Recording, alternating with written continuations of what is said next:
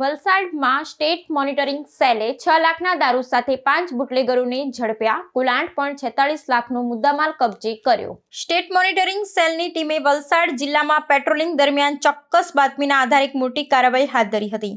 ઠક્કરવાડાથી કલવાડા ગામ તરફ જતા માર્ગ પર નાકાબંધી ગોઠવીને પોલીસે દારૂની ગેરકાયદેસર હેરાફેરીનો પર્દાફાશ કર્યો છે. પોલીસે અલગ અલગ 5 વાહનોને અટકાવી તેમાંથી કુલ 2203 નંગ વિદેશી દારૂની બોટલો કબજે કરી છે, જેની બજાર કિંમત ₹6,01,929 આંકવામાં આવી છે. આ સફળ કામગીરી બદલ MSCની ટુકડીએ પ્રશંસનીય કાર્યવાહી કરી છે. પોલીસે દારૂની હેરાફેરીમાં સંડોવાયેલા 5 આરોપીઓની ધરપકડ કરી છે, જેમાં પારડીના પલસાણા ખાતે રહેતા શૈલેષ હળપતિ, ખડકીના રહેવાસી આશિષ સતીશ પટેલ ને સાગર રાજેશ પટેલ, ઓરવાડના રહેવાસી શુભમ રામદુલાર સિંહ તેમજ માનસિંહ ચિતબહલ સિંહનો સમાવેશ થાય છે. આ તમામ આરોપીઓ દારૂના જથ્થાને મોપેડ જેવા નાના વાહનોમાં છુપાવીને લઈ જઈ રહ્યા હતા.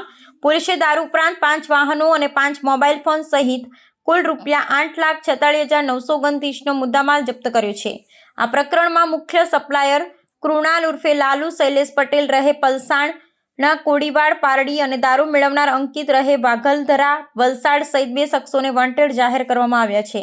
ઝડપાયેલા આરોપીઓ સામે પોલીસે પ્રતિબંધ અધિનિયમ પ્રોહિબિશન એક્ટ હેઠળ ગુનો નોંધી કાયદેસરની કાર્યવાહી હાથ ધરી છે.